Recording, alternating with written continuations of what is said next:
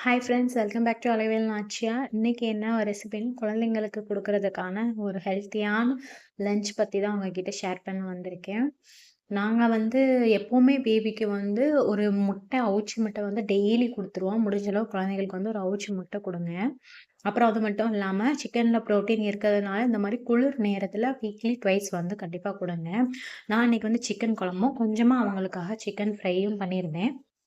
குழந்தைங்களுக்கு கொடுக்கும்போது ஆயில் அதிகம் இல்லாமல் கொடுங்க.